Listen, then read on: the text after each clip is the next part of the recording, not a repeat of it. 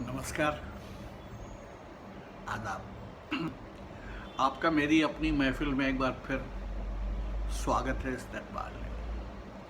जी हाँ, वही महफिल जिसमें मैं आजकल आपको सादत हसन मंटो के अफसाने सुना रहा हूँ।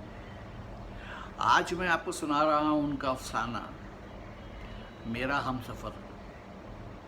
आइए सुनिए मेरा हमसफ़र। प्लेटफॉर्म पर शहाब, सईद और अब्बास ने एक शोर मचा रखा था। ये सब दोस्त मुझे स्टेशन पर छोड़ने के लिए आए थे। गाड़ी प्लेटफॉर्म को छोड़कर आहिस्ता आहिस्ता चल रही थी कि शहाब ने बढ़कर पायदान पर चढ़ते हुए मुझसे कहा, अब्बास कहता है कि घर जाकर अपनी उनकी खिदमत में सलाम ज़रूर कहना। अरे वो तो पागल है। अच्छा, खुदा हाफिज़। मैंने उन अलीगी दोस्तों से पीछा छुड़ाते हुए ये अल्फाज जल्दी में अदा किए और शहाब से हाथ मिलाकर दरवाज़ा बंद करने के बाद अपनी सीट पर बैठ गया। अलीगढ़ और उसकी हसीन इल्मी फ़िज़ा, जिसमें इससे कुछ अरसा पहले मैं सांस ले रहा था, अब मुझसे एक तवील अरसे के लिए दूर हो रही थी। मेरा दिल सख्त मग़मूम था। शहाब अगरचे कॉलेज में बहुत तंग करता था, मगर उससे जुदा होने का मुझे अब एहसास हुआ।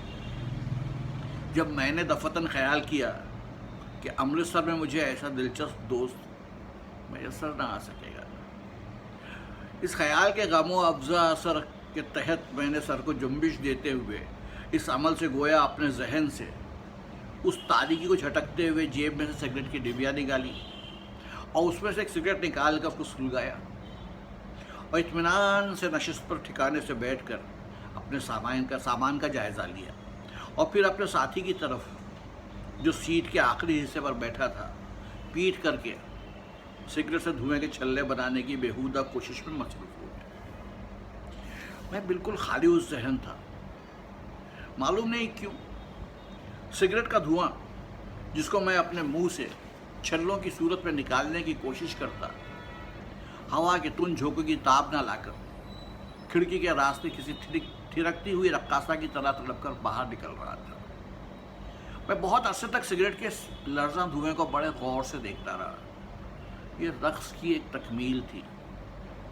रक्स की तकमील, ये अल्फाज दफ़तन मेरे दिमाग में पैदा हुए और मैं अपने इस अछूते ख्याल पर बहुत मसरूर हुआ कि मैं पागल हूँ। गाड़ी प्लेटफॉर्म को छोड़कर खुले मैदानों में दौड़ रही थी। आहनी पटरियों का जाल बिछा हुआ बहुत पीछे रह गया था। पथरीली रविश के आसपास उगे हुए दरख्त एक दूसरे का ताक़ुब करते हुए मालूम होते थे। मैं रक्स की तकमील और उन दरख्तों की भागदौड़ का मुशाहिदा कर रहा था कि इन हैरान कुन अल्फाज ने मुझे चौंका दिया, जो गालिबन मेरे हमसफ़र ने अदा किए थे, जो सीट के आखिरी हिस्से पर कोने में बैठा था। उसने यकीनन ये अजीब सा सवाल मुझसे ही पूछा था, क्या आप मुझसे दरियाफ्त फरमा रहे हैं? जी हाँ, क्या मैं पागल हूँ? उसने एक बार फिर मुझसे दरियाफ्त किया। ट्रेन की रवानगी पर जब मैंने शहाब से ये कहा था वो तो पागल है, अच्छा खुदा हाफिज़, तो शायद इस शरीफ आदमी ने यह ख्याल कर लिया था कि मैंने उसी को पागल कहा है। मैं खिलखिलाकर हंस पड़ा और निहायत मुअद्दबाना लहजे में कहा, आपको गलतफहमी हुई है हज़रत। गाड़ी चलते वक्त शायद मैंने अपने किसी दोस्त को पागल के नाम से पुकारा था। वो तो है ही पागल। मैं माफ़ी चाहता हूँ कि आपको खामखा तकलीफ़ हुई। ये माकूल दलील सुनकर मेरा हमसफ़र, जो गालिबन कुछ और कहने के लिए ज़रा आगे सरक रहा था, खामोश हो गया। यह देखकर मुझे एक गूदा इत्मीनान हुआ कि मामला बढ़ा नहीं। इत्तेफाक से मेरी तबीयत कुछ इस किस्म की वाक़ई हुई है कि उम्मन मुझे निकम्मी से निकम्मी बातों पर तैश आ जाया करता है। चूँकि इससे कबल कई मरतबा दौरान सफ़र मेरा मुसाफिरों से झगड़ा हो चुका था, मैं उसके तल्ख़ नताइज से अच्छी तरह वाकिफ़ था। इसलिए लाजमी तौर पर मैं इस मामले को इतनी जल्दी बखैर व खूबी अंजाम पाते देखकर बहुत खुश हुआ। चुनांचे मैंने उस मुसाफिर से खुशगवार ताल्लुक़ात पैदा करने के लिए उससे ऐसे ही गुफ्तगू शुरू की, रस्मी गुफ्तगू, जो आम तौर पर गाड़ियों में मुसाफिरों के साथ की जाती है। آپ کہاں تشریف لے جا رہے ہیں؟ میں نے اسے دریافت کیا۔ میں یہ کہتے ہوئے کونے سے سلگتا ہوا اٹھ کر میرے مقابل والی سیٹ پر بیٹھ گیا۔ میں دہلی جا رہا ہوں۔ آپ کہاں اتریں گے؟ ارے مجھے کافی طویل سفر کرنا ہے، امرتسر جا رہا ہوں۔ امرتسر؟ جی ہاں، مجھے یہ شہر دیکھنے کا کئی مرتبہ اتفاق ہوا ہے۔ اچھی بارونق جگہ ہے، کپڑے کی تجارت کا مرکز ہے۔ کیا آپ وہاں کسی کالج میں پڑھتے ہیں؟ جی ہاں، میں نے جھوٹ بولتے ہوئے کہا، کیونکہ اس کا سوال میرے نزدیک بہت غیر دلچسپ تھا۔ اس کے علاوہ مجھے اندیشہ تھا کہ اگر میں نے اپنے ہمسفر سے یہ کہا ہوتا کہ میں علی گڑھ یونیورسٹی میں پڑھتا ہوں تو وہ کالج کی دلچسپی ہو، اس کی عمارت، اسے خدا معلوم کن کن حصوں اور شعبوں کے متعلق مجھ پر سوالات کی بوچھار کر دیتا ہے۔ اس سے قبل میرے ساتھ اس قسم کا واقعہ پیش آ چکا تھا، جب میرے ایک رفیق سفر نے سوال پوچھتے پوچھتے رات کی نیند حرام کر دی تھی۔ کون سے کالج میں؟ میرے خیال میں وہاں کئی کالج ہیں، اس نے مجھ سے دریافت کیا۔ میں نے جھٹ سے جواب دیا، خالصہ کالج میں۔ اچھا، وہی جو اینڈرسن نے تعمیر کرایا ہے؟ اینڈرسن نے؟ مگر وہ سکھوں کا کالج ہے حضرت، میں نے حیران ہوتے ہوئے کہا۔ مجھے معلوم ہے، مسٹر اینڈرسن سکھ ہو گیا تھا نا۔ آپ نے غالباً سکھ ہسٹری کا مطالعہ نہیں کیا۔ شاید۔ یہ کہہ کر میں نے گفتگو کو دلچسپ نہ پاتے ہوئے منہ موڑ لیا اور کھڑکی سے باہر کی طرف دیکھنا شروع کر دیا۔ گاڑی اب یو پی کے وسیع میدانوں میں دندناتی ہوئی چلی جا رہی تھی۔ لوہے کے پہیوں کی وزنی جھنکار اور چوبی شہتیروں کی کھٹ کھٹ فضا میں ایک عجیب یک آہنگ شور برپا کر رہی تھی۔ اس شور کی صدائے بازگشت نے آس پاس کے دوڑتے ہوئے کھمبوں اور درختوں سے ٹکرا کر شام کی خنک ہوا میں ایک ارتعاش پیدا کر دیا تھا۔ میں نے ایسے ہی کھڑکی میں سے اپنا بازو باہر نکالا۔ منہ زور سے گاڑی کی تیز رفتار کی وجہ سے ہوا کے زبردست دھکے نے میرے بازو کو ریلا دے کر پیچھے دبا دیا۔ میں نے ٹھنڈی ہوا کے اس دباؤ کو بہت پیارا محسوس کیا، چنانچہ میں کھیل میں مصروف ہو گیا اور اپنے ہمسفر اور اس کی گفتگو کو بالکل بھول گیا۔ ہوا کے دباؤ کی دل نوازی بہت مسرور کن تھی۔ تھوڑی دیر کے بعد میں اپنے اس کھیل سے اکتا گیا۔ دراصل بار بار ہوا کو چیرنے سے میرا بازو تھک گیا تھا۔ اب میں نے مڑ کر میدانوں کی وسعت کا نظارہ کرنا شروع کر دیا۔ ڈوبتے ہوئے سورج کی آتشی سرخ کرنیں میدانوں کے گڑھوں میں بارش کے جمع شدہ پانیوں پر زر نگاری کا کام کر رہی تھی۔ ایسا معلوم ہوتا تھا کہ خاکستری زمین کے سینے پر کسی نے بڑے بڑے آئینے آویزاں کر دیے ہیں۔ بجلی کے تاروں اور کھمبوں پر نیل کنٹھ اور ابابیلیں کھدک رہی تھی۔ یہ منظر بہت سہانا تھا۔ کیا میں پاگل ہوں؟ ان الفاظ نے ایک بار پھر ان رنگوں کو منتشر کر دیا جو میرے دل و دماغ میں ایک نہایت ہی پیاری تصویر کھینچ رہے تھے۔ میں چونک پڑا۔ میرے اسی ہم سفر نے مجھ سے یہ سوال دریافت کیا۔ میں مڑا۔ وہ میری طرف مستفرانہ نگاہوں سے دیکھ رہا تھا، یہ خیال کرتے ہوئے کہ شاید میرے کانوں کو دھوکا ہوا۔ میں نے اس سے کہا، کیا ارشاد فرمایا آپ نے؟ وہ ایک لمحے خاموش رہا اور پھر اپنے سر کو جھٹکتے ہوئے کہا، کچھ بھی نہیں، شاید آپ نہ بتا سکیں۔ اب میں نے غور سے اس کی طرف دیکھا۔ اس کی عمر غالباً 20-22 کے قریب ہوگی۔ داڑھی کمال صفائی سے مونڈی ہوئی تھی۔ اس کے گال گوشت سے بھرے ہوئے تھے۔ ان کی موٹائی میں بہت خفیف سا فرق تھا جو صرف مجھے ایسے باریک بین کو دکھائی دے سکتا ہے۔ بال جن میں سے کسی اچھے اور بڑھیا تیل کی خوشبو آ رہی تھی، پیچھے کی طرف کنگھی کیے ہوئے تھے جس سے اس کی پیشانی بہت کشادہ ہو گئی تھی۔ وہ معمولی قسم کے کشمیرے کا کوٹ پہنے ہوئے تھا۔ کلف شدہ کالر قمیض کے ساتھ لگا ہوا تھا، مگر ٹائی موجود نہ تھی۔ یہ مجھے اچھی طرح یاد ہے۔ میں ابھی کچھ کہنے ہی والا تھا کہ پھر بولا، میں آپ سے کچھ دریافت کرنا چاہتا ہوں۔ میں اس کے رازدارانہ لہجے سے بہت متحیر ہوا۔ آخر وہ مجھ سے کیا دریافت کرنا چاہتا ہے؟ یہ خیال کرتے ہوئے میں نے جھک کر گویا اس کے سوال کا جواب دینے کے لیے تیار ہو کر کہا، بس اچھا ہو، فرمائیے، کیا میں پاگل ہوں؟ میری حیرت اور بڑھ گئی، میں سمجھ نہ سکا کہ کیا جواب دوں۔ آپ ہی فرمائیے۔ میں اس شخص کو کیا جواب دے سکتا تھا جو بظاہر نہایت ہوشمند انسان معلوم ہوتا تھا، بالکل میری اور آپ کی طرح۔ آپ میں نے تتلاتے ہوئے کہا، ہاں میں، آپ فرمائیے نا۔ اس نے بڑی سنجیدگی سے مجھ سے دریافت کیا، مگر کیوں؟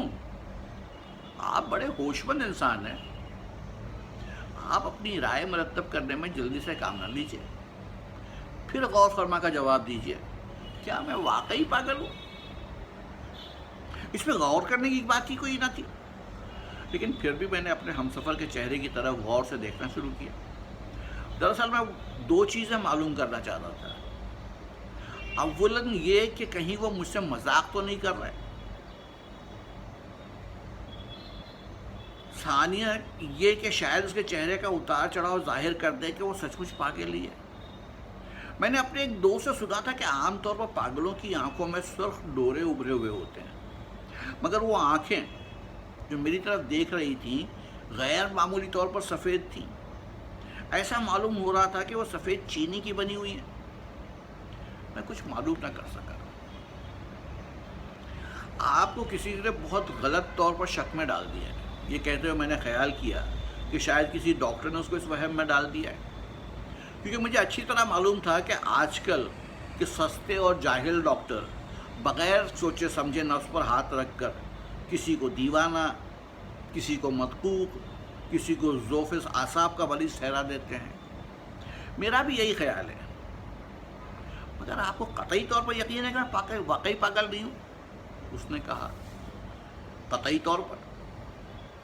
جس شخص نے آپ کو اس وہم میں مبتلا کیا ہے، میرے خیال میں وہ خود پاگل ہے۔ خیر وہ تو پاگل نہیں، اچھا بھلا ہے۔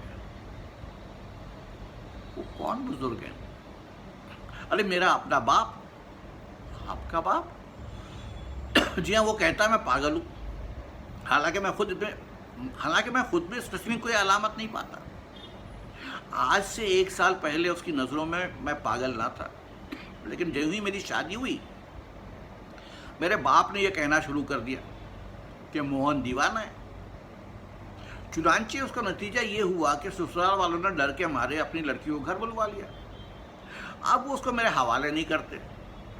یہ کس قدر رنج افزا بات ہے کہ مجھے اپنی بیوی کے ساتھ 10-15 دن بھی بسر کرنے میسر نہیں ہوئے۔ یہ کہتے ہوئے اس کے چہرے سے معلوم ہوتا تھا کہ واقعتاً وہ بہت محروم ہے۔ میں بھی بہت متاثر ہوا، لیکن مجھے یہ معلوم نہ ہو سکا کہ اس کے باپ نے اسے خامخواہ پاگل بنا کر اس کی زندگی کیوں تلخ کر دی۔ مگر آپ کے والد صاحب نے یہ حرکت کیا کی؟ میں نے اس کی داستان میں گہری دلچسپی لیتے ہوئے کہا، مستر وہ یہودی ہے، پکا یہودی، اس کو صرف اپنے طلائی سکوں سے غرض ہے اور بس۔ میں اس کے خون کا ایک حصہ ہوں، مگر یہ چیزیں اس کے دل پر اثر نہیں کر سکتی۔ اگر اس نے مجھے پاگل بنایا ہے تو اس میں بھی بڑا راز ہے۔ وہ اس قدر نفس پرست ہے کہ مرنے کے بعد بھی وہ یہ نہیں چاہتا کہ اس کی جائیداد اس کے اپنے لڑکے کے ہاتھوں میں چلی جائے۔ دیکھیے میں نے 3 سال ہوئے BA پاس کیا، یہ علیحدہ بات ہے کہ میں کوئی نوکری حاصل نہیں کر سکا، مگر میرے باپ کو تو یہ چاہیے تھا کہ وہ مجھے اچھا خرچ دے۔ یقیناً میں نے پرزور تائید کی، لیکن وہ مجھے صرف 5 روپے ماہوار دیتا ہے۔ حقیقت تو یہ ہے کہ اس نے میرے شباب کی تمام رنگینیوں پر اپنی ہوس پرستیوں کی سیاہی الٹ دی ہے۔ میں آگرے میں پڑھا ہوں، میری بیوی دہلی میں ہے۔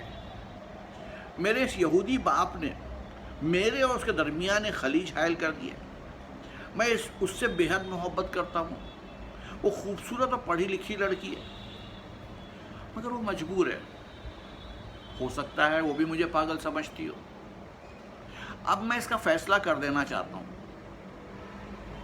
میں نے اپنی 3 پتلونیں اور 3 کوٹ بیچ دیے ہیں۔ اب میں دہلی جا رہا ہوں، دیکھا جائے گا جو ہوگا۔ آپ اپنی بیوی کے پاس جا رہے ہیں؟ میں نے اسے دریافت کیا۔ جی ہاں۔ میں گھر میں بغیر اجازت لیے داخل ہو جاؤں گا اور وہاں سے اپنی بیوی کو لیے بغیر ہرگز ہرگز نہ کروں گا۔ اگر میں پاگل ہوں تو ہوں، مگر مجھے یقین ہے کہ سشیلا یہ کہتے ہوئے ذرا سا جھینپ گیا، میرے ساتھ چلنے کو تیار ہوگی۔ میں نے اس کے لیے نمائش سے ایک اونی سویٹر خریدا ہے، وہ اس کو یقیناً پسند کرے گی۔ کیا آپ اسے دیکھنا پسند فرمائیں گے؟ اگر آپ کو ٹرنک وغیرہ کھولنے کی زحمت نہ اٹھانا پڑے۔ میں نے جواب دیا، نہیں صاحب، یہ تو میں نے قمیص کے اندر خود پہن رکھا ہے۔ یہ کہہ کر وہ اٹھا اور کوٹ اتار دیا، پھر قمیص کو پتلون کی گرفت سے آزاد کر کے اس نے اسے بھی اتار دیا۔ وہ واقعی ایک رنگ برنگی فیتوں والا زنانہ سویٹر پہنے ہوئے تھا۔ کیا آپ کو پسند ہے؟ یہ میں نے اس لیے پہن رکھا ہے کہ اگر سشیلا نے اس کو لینے سے انکار کر دیا تو میں اسے پہنے ہی رہوں گا۔ اس زنانہ سویٹر میں وہ کسی قدر عجیب معلوم ہوتا تھا۔ یہ آج کی کہانی، میرا ہم سفر۔